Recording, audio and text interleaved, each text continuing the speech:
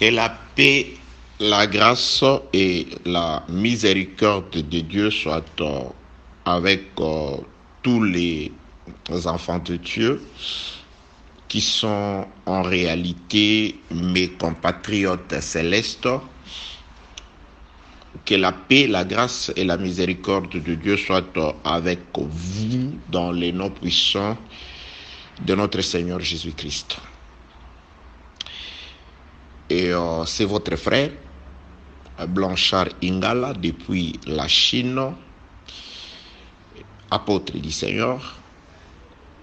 Je voudrais, bien aimé dans le Seigneur, que nous puissions, pendant ces temps, selon ce qui nous a été demandé par l'administration du groupe, que nous puissions en tout cas partager la parole de Dieu. Donc,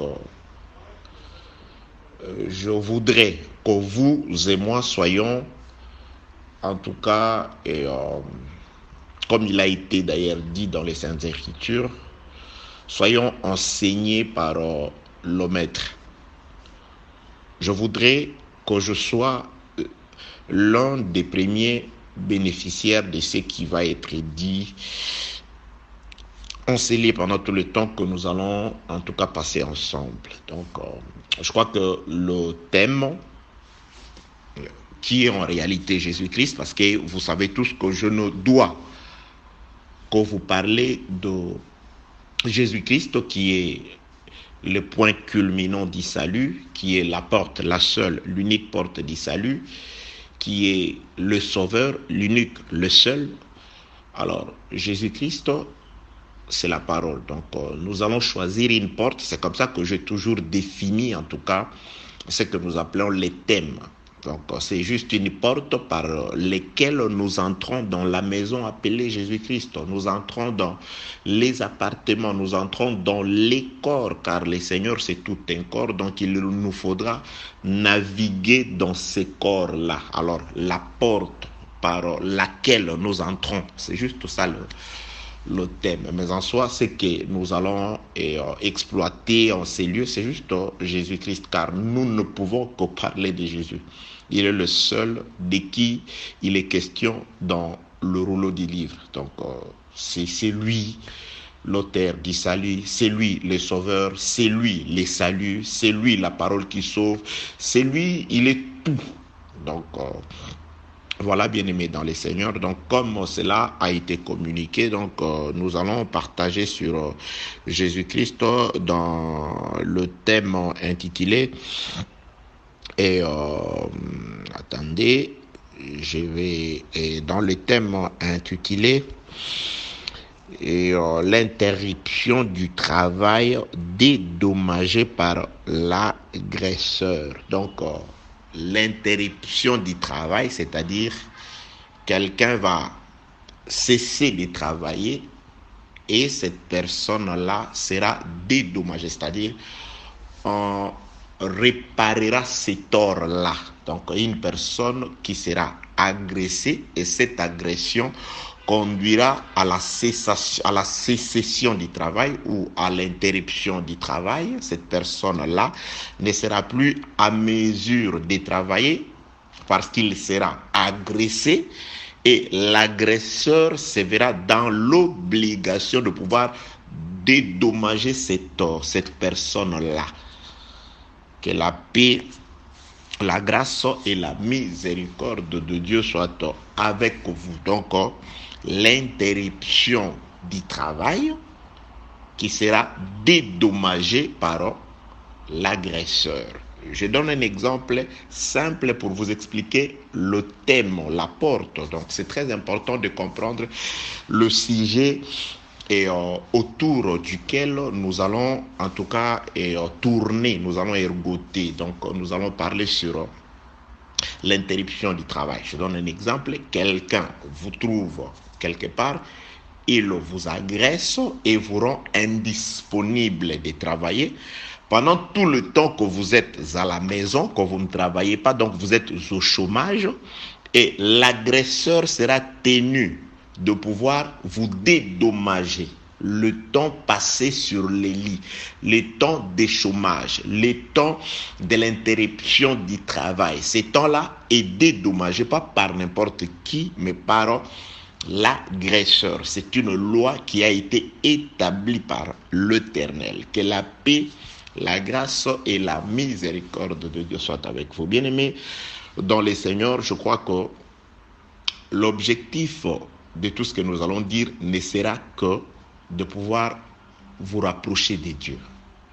Le problème est qu'il est écrit dans la parole de Dieu. Dieu dit dans l'Ancienne Alliance, il dit, vos pensées, il parle aux gens de l'Ancienne Alliance. Par Ésaïe, Dieu dit dans les livres d'Ésaïe, vos pensées ne sont pas mes pensées. Vos voix ne sont pas mes voix. Donc, dans cette alliance-là, l'Ancienne Alliance, les pensées des hommes étaient différentes des pensées de Dieu. Le voie ou les chemins des hommes que prenaient les hommes étaient différentes des chemins de Dieu.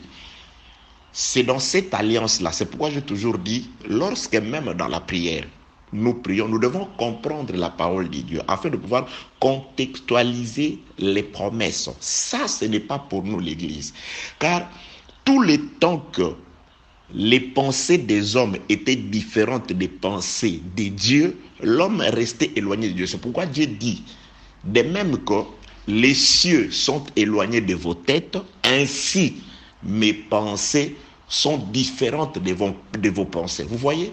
Donc il fallait que quelqu'un vienne de manière à ce qu'il puisse rapprocher le cieux de la tête des hommes. Donc il fallait que quelqu'un vienne pour abaisser le cieux, pour faire descendre les cieux, pour faire correspondre la pensée de Dieu à la pensée des hommes. C'est-à-dire que l'homme cesse de penser à sa façon, que l'homme adopte la pensée de Dieu. Donc le salut est arrivé parce que Jésus-Christ, c'est lui, par sa mort, il a fait la médiation entre nous les hommes qui étions sur la terre, ainsi que le ciel.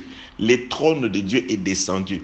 Aujourd'hui, quand je vous parle, vous ne pouvez être sauvé que si je dois être capable de pouvoir vous transmettre la pensée de Dieu. C'est-à-dire rapprocher Dieu de vous. Jésus-Christ est celui qui a abaissé les cieux.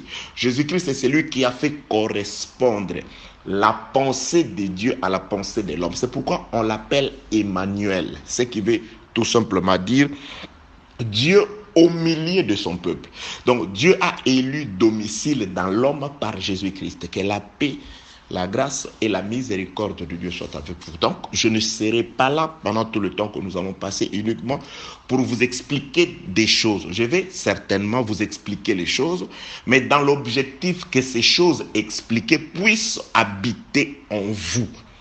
C'est ça, les apôtres, les envoyés. Dieu les a envoyés afin de pouvoir prendre Jésus-Christ et les construire dans le cœur des hommes. Ceux qui acceptaient Jésus par les messages des apôtres, c'était ceux qui prenaient Jésus et les gardaient en eux. Raison pour laquelle on pouvait pour la première fois voir Jésus, quoique déjà mort, ressuscité et reparti au ciel. Mais il y a eu dans une contrée où les gens ont vu Jésus à travers les disciples. D'où le nom chrétien qui émane de Christ. C'est-à-dire les chrétiens, ces gens qu'on a appelés chrétiens, ils ne se sont pas appelés chrétiens. Donc c'est-à-dire, c'était des gens qui constataient par eux, par leur manière de parler, leur manière d'agir, leur manière de vivre, ils ont vu Jésus. Ils ont vu la pensée de Dieu dans l'homme, dans les hommes. Ils ont vu le ciel sur la terre. Donc, si nous sommes prédicateurs aujourd'hui, si nous sommes appelés ministres du Seigneur, c'est pour rapprocher les cieux de vos têtes. C'est pour faire correspondre notre pensée, la pensée ou les pensées des hommes aux pensées de Dieu. C'est pour prendre les pensées spirituelles de Dieu et les inculquer dans l'homme, dans les hommes, à travers l'enseignement. Voilà l'objectif qui nous a motivés à nous présenter devant vous et surtout l'objectif pour lequel nous nous sommes présentés, nous avons plutôt accepté cette invitation. Et je m'en vais d'emblée vous dire que peut-être les heures auxquelles j'aurai à exposer seront un peu non conformes aux horaires de là où vous êtes. Je suis en Chine et nous avons un décalage horaire, une différence d'heure de 7 heures avec nos frères qui sont du côté de l'Afrique centrale, Angola, Congo, et Congo-Kinshasa, Congo-Brazzaville, je crois, il y a une différence de 7 heures. Avec les gens qui sont du côté de l'Afrique et Afrique, je crois, de l'Ouest, les gens qui sont du côté de Mali et consorts, donc Sénégal, il y a une différence de 5 heures. Nous avons une différence de 7 heures avec les gens qui sont en France, 8 heures avec ceux qui sont en Angleterre, je crois que vous êtes là. Avec ceux qui sont du côté des États-Unis, il y a une différence, un décalage qui va de 12 heures à 14 heures. Donc, il y a de ses frères avec qui sont du côté des États-Unis. Donc, quand on est 6 heures du matin ici, donc de l'autre côté, c'est pratiquement, je crois, vous voyez, 12 heures, 14 heures, c'est pratiquement 18 heures de la nuit. Donc, c'est ce qui fait que, comme là, je suis en train de nous parler, donc il est précisément 22 heures, je crois, plus ou moins, et 30 ici, il est 22h30 ici, je crois que c'est pratiquement 15 heures à Kinshasa et à Paris, et 14 heures du côté de l'Angleterre, donc je crois quelque chose comme 8 heures du côté des États-Unis. Donc, vous allez devoir nous expliquer comment nous excuser et nous comprendre. Parfois, vous allez, je ne sais pas, être en train de dormir et vous verrez les audios peut-être être postés. Donc, ça va être dû à ces problèmes de décalage horaire. Du reste, laisse que la paix, la grâce et la miséricorde de Dieu soient avec vous au nom de Jésus-Christ.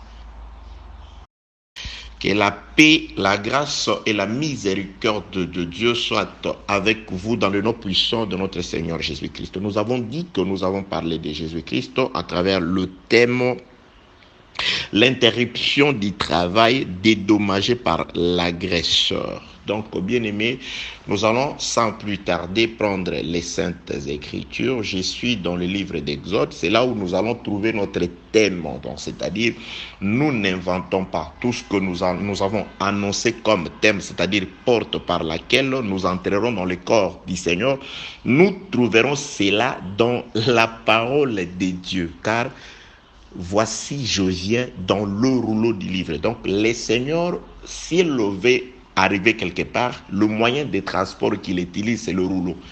Donc, si tel est d'ailleurs mon désir, que le Seigneur vous parvienne dans vos cœurs afin de pouvoir modifier vos vies, nos vies, que nos vies puissent être conduites au gré du Seigneur. Donc, si je voudrais que ce soit par moi que le Seigneur vous parvienne, donc nous allons juste utiliser, respecter le moyen de transport du Seigneur. Donc, voici, je viens dans le rouleau du livre. Donc, nous allons le laisser venir à nous à travers le rouleau. Donc, ouvrons le rouleau pour commencer d'abord par trouver les thèmes.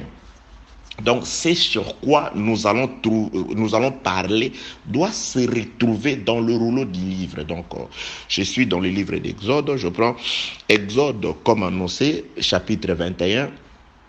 Nous allons faire la lecture de 2 versets. Donc, nous allons tourner tout autour de ces 2 versets dans le cadre du texte de base. Le verset 18 et 19e.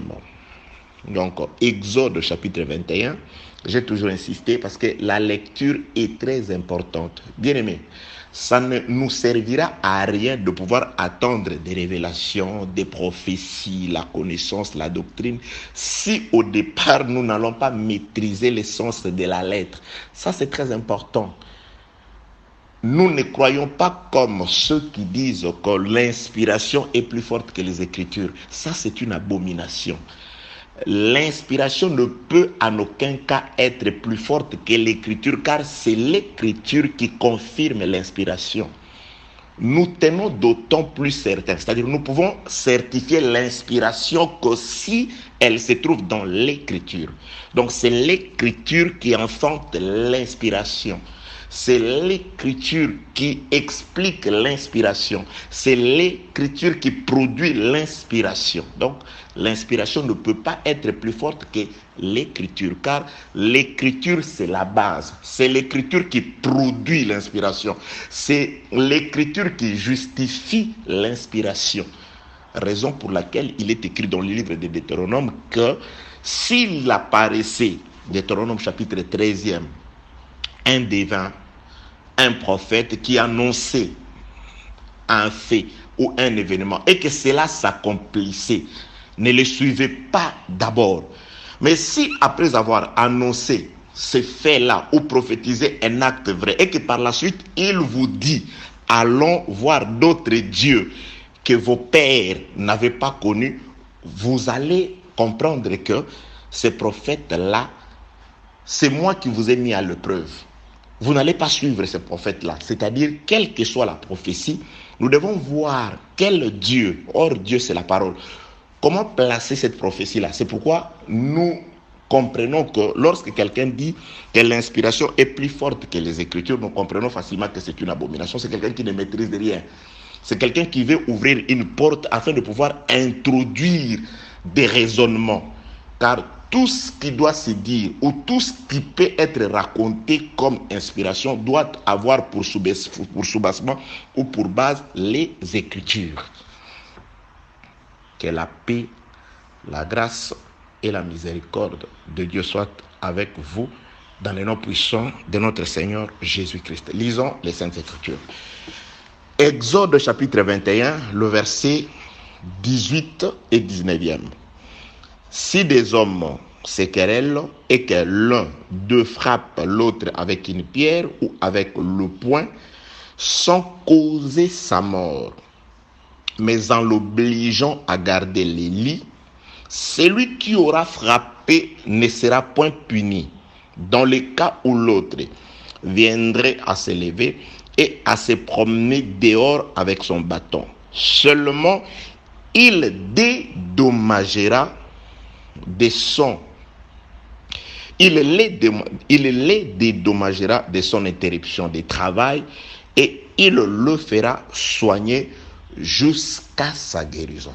Vous avez vu là où nous avons trouvé le thème, l'interruption du travail dédommagée par l'agresseur. Donc dans les textes que nous allons utiliser comme texte de base ici, il s'agit des hommes qui sont en querelle, des hommes qui sont en dispute, des hommes qui sont en contestation.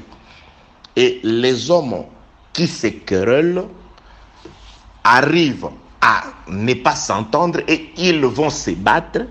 Celui qui va agresser l'autre, on va d'abord regarder l'état. C'est-à-dire, lorsque les deux hommes sont en querelle, et qu'il arrive à se battre, le plus fort, c'est-à-dire celui qui va agresser l'autre, s'il frappe l'autre utilisant, nous allons étudier toutes ces choses, si telle est aussi la volonté de Dieu, soit utilisant le coup de poing, les kofi, ou la pierre. Il y a deux instruments avec lesquels on peut frapper quelqu'un, soit le poing ou la pierre.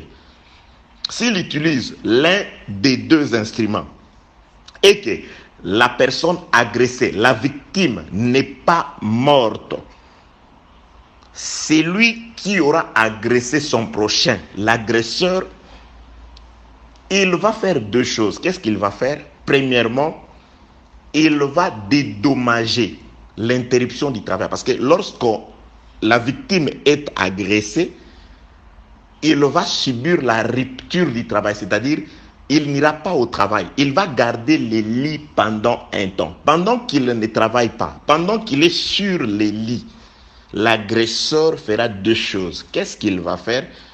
Premièrement, il va dédommager cet homme-là du temps qu'il n'a pas travaillé, du chômage, le temps de rupture du travail, le temps de son repos sera payé. Il va le dédommager.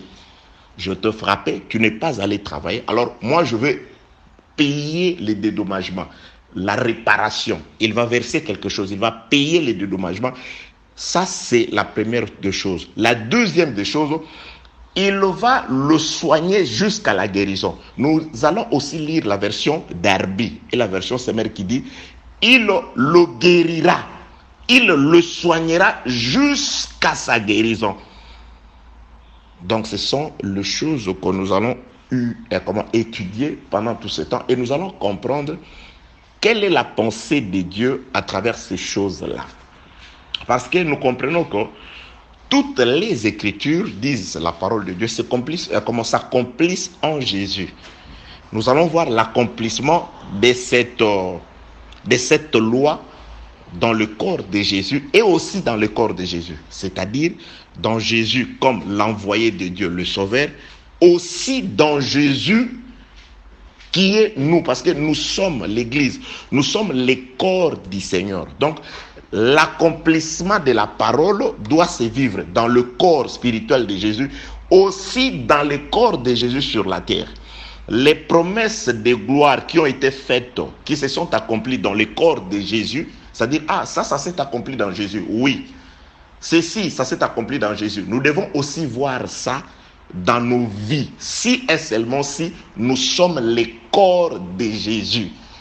Donc nous allons étudier l'accomplissement de cette loi ici, dans le corps de Jésus et aussi dans le corps de Jésus, dans la vie du Seigneur et aussi dans la vie du Seigneur à travers nous qui représentons les corps du Seigneur restés sur la terre. La Bible déclare que Jésus est la tête, nous sommes son corps. Si les Écritures s'accomplissent en Jésus, donc nous devons aussi voir l'accomplissement de la parole dans nos vies. Que la paix, la grâce et la miséricorde de Dieu soient avec vous. Bien-aimés, normalement, il nous faudra ici étudier les dédommagements de l'interruption du travail par l'agresseur. Mais avant d'en arriver là, nous avons commencé les textes au verset 18. Le verset 18 explique les événements qui précèdent l'agression et les dédommagements. Il y a des événements qui précèdent ça. C'est quoi? Le querelle, les disputes, la contestation, la mésentente.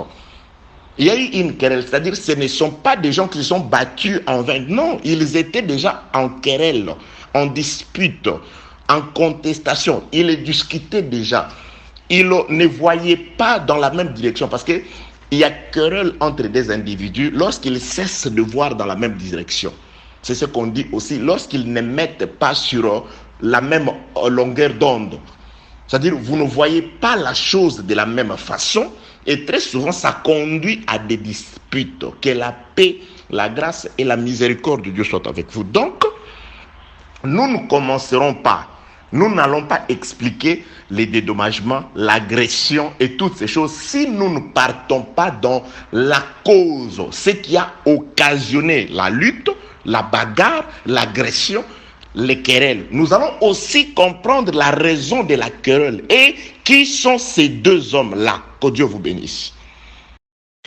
Que la paix, la grâce et la miséricorde de Dieu soient avec vous. Bien-aimés dans le Seigneur, la Bible dit ceci dans le livre de Exode chapitre 21, le verset 18e d'abord. Nous avons expliqué que notre texte de base, c'est Exode chapitre 21, le verset 18e et 19e. Donc on parle de deux hommes premièrement qui sont en querelle, qui se querellent, et l'un frappe l'autre. Donc c'est-à-dire des hommes qui sont en dispute, l'un frappe l'autre. Vous voyez? Donc, il y a la bagarre, il y a l'agression. Mais avant l'agression, il y a des querelles. Donc, nous allons expliquer parce que sans querelle, il n'arriverait pas à l'agression. Toutes ces choses ne sont que les conséquences de querelles. Et c'est quoi la raison? Nous allons étudier ces choses plutôt dans les Écritures. Commençons par comprendre les deux personnes. Si des personnes, les deux personnes qui sont en querelle, qui sont ces deux personnes? Prenons les Saintes Écritures. Je suis dans le livre de la Genèse, chapitre 5e. Nous avons dit que Jésus-Christ, le Seigneur vient dans le rouleau. Donc, c'est-à-dire, si nous voulons voir le Seigneur dans nos vies, nous ne devons le chercher que dans le rouleau. Parce qu'il n'est question que de lui dans le rouleau. Prenons Genèse chapitre 5e, juste le premier verset. Il est écrit: voici les livres de la postérité d'Adam. Lorsque Dieu créa l'homme, il les fit à la ressemblance de Dieu. Retenez ceci. Nous allons, à partir de cette écriture, comprendre les deux hommes qui étaient en querelle et qui en sont arrivés à la bataille. La Bible déclare ici, voici les livres de la postérité d'Adam. Lorsque Dieu créa l'homme, donc nous avons Dieu qui est esprit, mais lorsqu'il a créé l'homme, il le fit à la ressemblance de Dieu. Je vais expliquer quelque chose, vous allez comprendre. Dieu est esprit.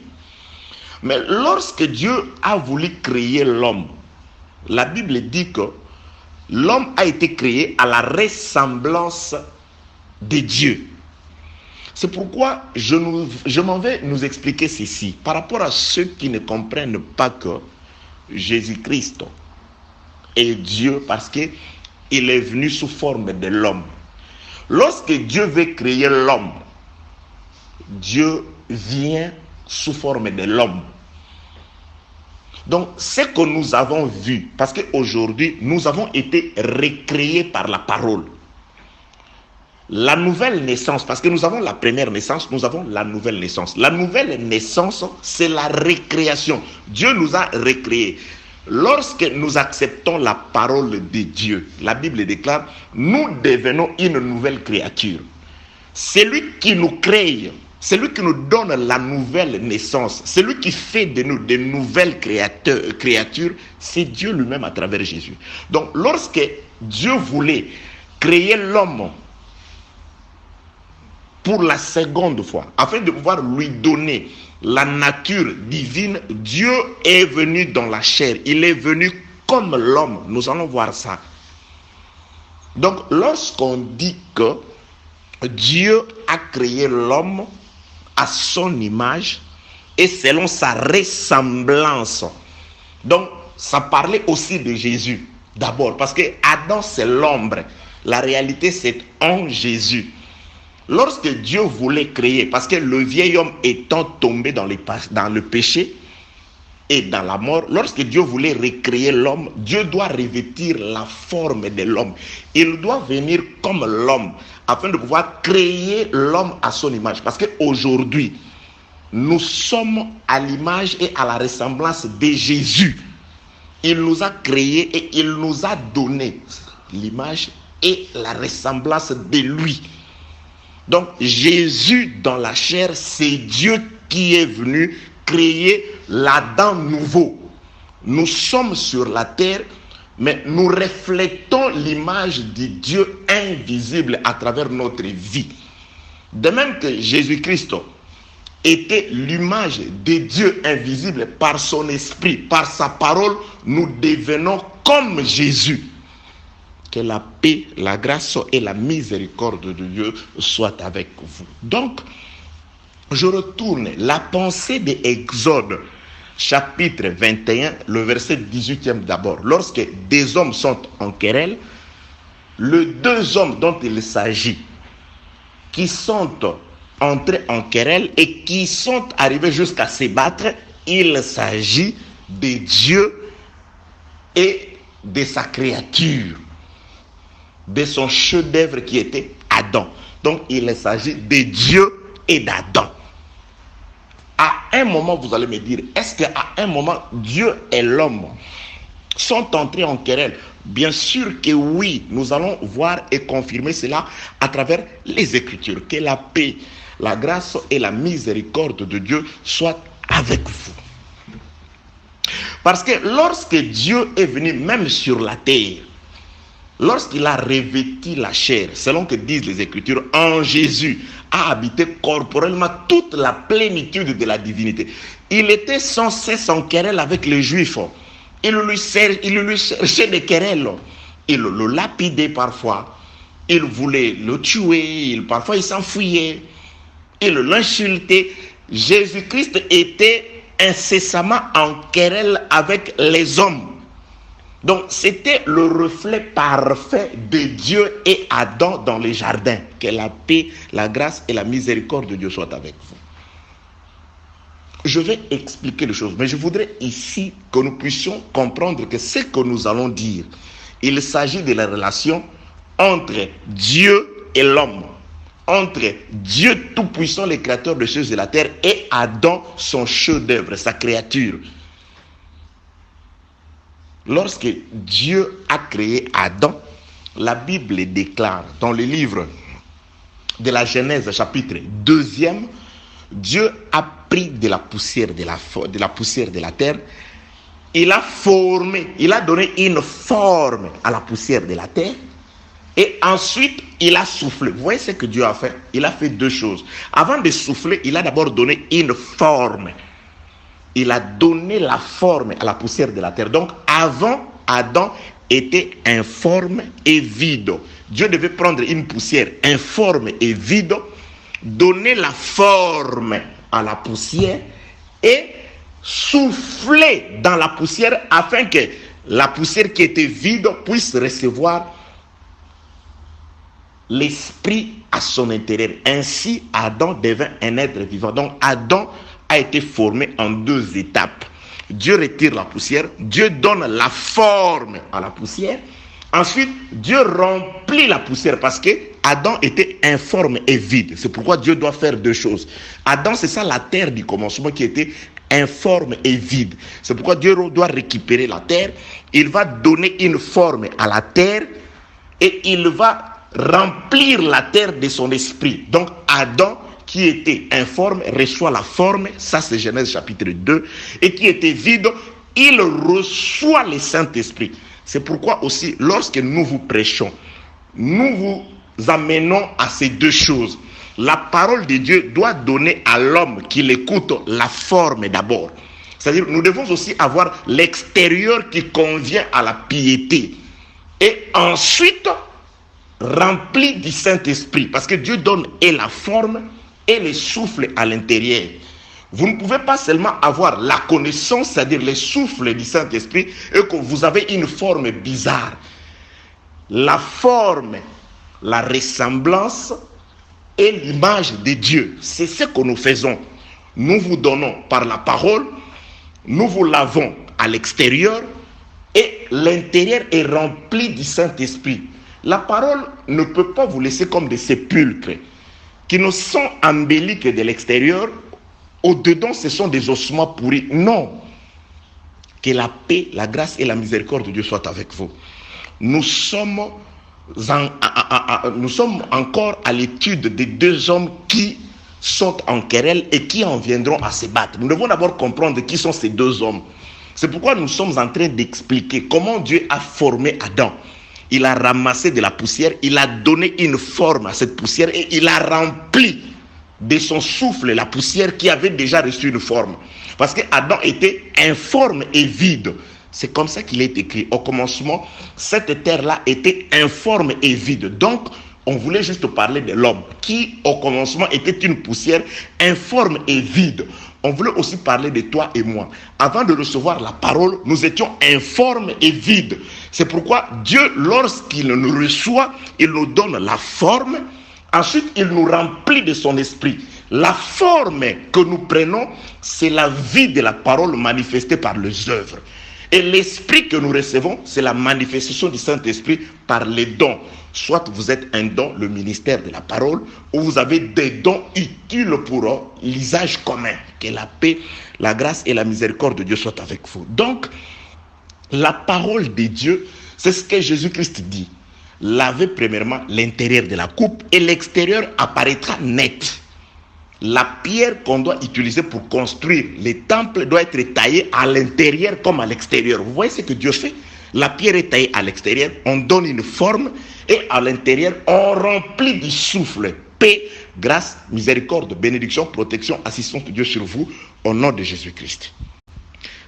Paix, grâce, miséricorde, assistance, protection de Dieu sur vous au nom de Jésus-Christ. Genèse, toujours chapitre 2, le verset 7, avec précision. Écoutez comment s'est fait la formation de l'homme. L'Éternel Dieu forma l'homme, forma d'abord. Donc, on doit d'abord prendre la poussière et la donner une forme. Parce qu'Adam était une poussière que Dieu avait ramassée. C'est pourquoi, après le péché, Dieu dira à Adam, tu retourneras à la poussière, là où je te ramassais. Donc Adam était une poussière parmi les poussières plutôt. Mais Dieu va ramasser une poussière et il vient former, donner une forme à cette poussière-là avant de souffler. Donc la parole, ça j'insiste bien aimé. Nous ne pouvons pas être comme tout le monde. Nous ne sommes pas comme tout le monde. La parole que nous écoutons doit aussi nous donner la forme. La terre ne reste pas seulement remplie de l'esprit, mais vous n'avez pas de forme, ça n'a pas de sens. Car nous devons avoir et la ressemblance et l'image de Dieu, ces deux choses. Nous devons avoir et la forme et l'intérieur, c'est-à-dire l'esprit de Dieu. Vous ne devez pas seulement avoir la connaissance exagérée, c'est une bonne chose. Nous l'avons d'ailleurs. Nous savons que le salut vient par la connaissance. Mais cette connaissance doit aussi vous donner la forme requise par Dieu. Vous devez ressembler à Dieu. Vous devez être comme Jésus quand il était sur la terre. Il pouvait regarder les gens et leur dire, qui peut me convaincre du péché? Voilà la forme de Jésus. Et ce qu'il disait venait de Dieu. Si vous lisez surtout Matthieu, tout ce que Jésus-Christ faisait, il dit afin que s'accomplisse ce qui est écrit. Donc, il était l'accomplissement de la parole. Que la paix, la grâce et la miséricorde de Dieu soient avec vous. Nous n'allons pas nous écarter de notre sujet ou de notre thème. Nous sommes à la recherche de deux hommes. Des hommes s'équerellent. L'un frappe l'autre. C'est-à-dire, avant qu'il en arrive à l'agression qui conduira à l'interruption du travail qui sera dédommagé, toutes ces choses-là, nous allons les voir. D'abord, nous allons retourner en amont, au début, pour voir qu'est-ce qui va causer cet enchaînement des choses. Qu'est-ce qui va précipiter les choses jusqu'au lit, jusqu'à toutes ces choses-là qui sont merveilleuses. Vous allez comprendre la pensée cachée de Dieu pour vous. Car, je le répète, ces choses s'accomplissent en Jésus et en vous. Parce qu'il s'agit de vous et moi dans ce que nous sommes en train de voir. Que la paix, la grâce et la miséricorde de Dieu soient avec vous, bien-aimés dans les Seigneurs. Deux hommes, donc nous avons compris qu'il s'agit de Dieu ainsi que de la poussière qu'il ramasse et qu'il donne la forme dans laquelle, ayant reçu la forme, Dieu va mettre son esprit. Alors Adam devint un être vivant. Donc un être vivant, c'est la forme et c'est l'esprit. C'est lorsque Dieu travaille la poussière. C'est comme chez les potiers. Il travaille l'argile. Il donne une forme à l'argile. Et ensuite, on doit mettre soit du vin. L'argile est jugée aussi par rapport à son contenu. Lorsque l'argile ou les vases contient du vin, on dit que les vases contient la bénédiction. Alléluia, j'ai béni le Seigneur. Je ne suis pas là-bas. Donc c'est pourquoi Dieu insiste dans la formation de l'homme. Dieu fait ces choses-là. Adam, ce n'est pas la poussière dans laquelle Dieu souffle, non. Avant de souffler dans la poussière, Dieu doit donner une forme à la poussière. Parce que la terre n'est pas seulement vide, mais la terre est aussi informe. Donc on doit donner la forme à la terre et on doit aussi souffler à cette terre qui a reçu la forme afin que la terre puisse être éclairée, afin que l'homme devienne un être vivant. Donc un être vivant, c'est la forme et l'intérieur rempli de l'esprit. Un être vivant, c'est un arbre qui produit les fruits. Parce qu'on ne reconnaît pas l'arbre par son feuillage, ni par sa taille, sa grandeur, sa durée, mais on regarde le fruit. Lorsqu'un arbre ne produit pas de fruits, c'est un arbre anonyme. Lorsque vous vous dites pasteur, enfant de Dieu, je ne sais pas, serviteur du Seigneur, et que vous n'êtes pas capable de produire le fruit, vous êtes anonyme. On ne peut pas vous distinguer. Oui, aujourd'hui, la science, scientifiquement parlant, avec l'habitude, on peut facilement reconnaître un avocatier sans regarder le fruit. Ça, c'est la méthode des hommes. Mais la méthode de Dieu, la référence, c'est les fruits. Comment est-ce que vous manifestez cette parole? Comment est-ce que vous vivez les enseignements? Comment est-ce que vous vivez la connaissance de la prophétie, de la connaissance de la révélation, de la doctrine que vous avez? Comment est-ce que vous la vivez? Que la paix, la grâce et la miséricorde de Dieu soient avec vous. Donc nous parlons de deux hommes. Lorsque Dieu forme Adam, là il n'y a pas encore querelle. Là ce sont des amis. Que la paix, la grâce et la miséricorde de Dieu soient avec vous. Donc les deux hommes, c'est Dieu et l'homme Adam. Adam a la forme Et il n'est plus vide, il est rempli du souffle. Dieu souffle par les narines. C'est très important aussi. Dieu utilise les narines. C'est-à-dire, si vous n'avez pas de narines, vous n'avez pas d'endroit par lequel peut entrer le souffle. C'est pourquoi ceux qui vont recevoir cet enseignement, ce sont ceux qui ont des narines. Paix, grâce et miséricorde de Dieu sur vous, au nom de Jésus-Christ. Bien-aimés dans le Seigneur, écoutez, s'il vous plaît.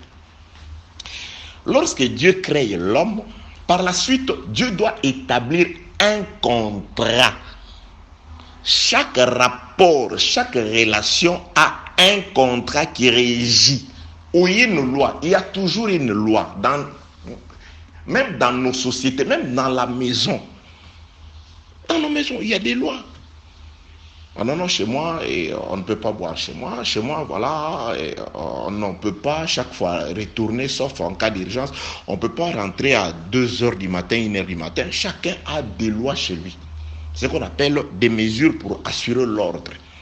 Et Dieu aussi, il a établi une certaine charte de confiance entre lui et l'homme.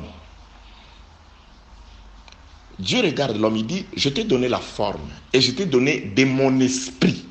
Je te prêtais de mon esprit. C'est pourquoi l'homme doit toujours être reconnaissant vis-à-vis de Dieu. Bien-aimé dans le Seigneur, à quoi ça peut servir des milliards, des immeubles, des avions, toute une litanie de richesses si cette personne perd son âme, perd sa vie? Le plus important, ce n'est pas ce que nous recevons dans ce monde, mais le plus important, c'est ce que Dieu nous a donné, son souffle. Il est plus important que tout. Tu peux être général, tu peux être président de la République, mais si Dieu va t'enlever son souffle, ce qu'il a donné, il te laisse avec tout. Il te laisse avec ton, je ne sais pas, les grades de général, je ne sais pas, ingénieur, professeur, docteur, il te laisse avec tes milliards. Mais si Dieu enlève tout simplement ce qu'il lui a donné, les souffles, c'est fini. On t'appelle plus, on t'appelle ebemango se bimi, ebemango bimi, bako kundango ernini. On commence à te chosifier. Le plus important, c'est ce que Dieu a donné. Vous savez, de l'extérieur, tu peux voyager en première classe. Tu peux être président de la République. Si tu arrives de pouvoir succomber et que Dieu retire son souffle à l'extérieur, loin de ton pays, tu ne vas plus rentrer sur ton siège. Même si tu avais voyagé à bord de ton jet privé, tu ne prendras plus la place que tu avais occupée quand tu étais vivant. Même les hommes ont compris. Tu iras dans les sous à bagages, dans un cercueil d'or ou je ne sais pas d'argent, mais dans les sous à bagages, comme un bagage. Lorsque Dieu enlève ce qu'il a donné, c'est fini. Et tu vas passer par la douane. Les cadavres qui viennent de l'extérieur, au pays là-bas, on dédouane ça, on pèse, c'est par kilo. Vous voyez comment l'homme est chosifié lorsqu'il n'a pas le souffle du Saint-Esprit. Donc le plus important, c'est ce que tu donnes. C'est pourquoi glorifions le Seigneur. C'est lui qui a le souffle de Dieu. Tu ne peux pas manquer de choses à dire à Dieu. Tu n'as pas le temps de manquer. Comment tu peux manquer de choses à dire? Le fait que tu respires, c'est lui qui est en vie. C'est lui qui a le souffle. C'est ça l'espérance. L'amour de Dieu, tu veux quoi? Des milliards. Dieu pourra te les donner. Mais glorifie-les d'abord pour le souffle de vie. Tu n'es en rien supérieur à ceux qui sont partis, à ceux qui sont morts. Il faut savoir reconnaître la grâce de Dieu. Que la paix, la grâce et la miséricorde de Dieu soient avec vous. Donc, nous sommes en train de parler maintenant, lorsque Dieu a créé Adam, il lui a donné un contrat de confiance. Voilà, Adam, je t'ai créé. Tu regardes, Dieu maintenant commence à dire à son ami Adam, Adam, tu vois, Dieu va lui donner deux choses. Tu vois tous ces arbres-là, ça tu peux manger, ça tu manges, ça tu manges, ça tu manges, ça tu manges, ça tu manges, ça tu manges. Celui-là, tu ne manges pas. Exactement la parole que Dieu nous a donnée aujourd'hui. Car dans la parole de Dieu, il n'y a que ces deux choses. Il y a ce qu'on peut faire et ce qu'on ne peut pas faire. C'est ça un enfant de Dieu.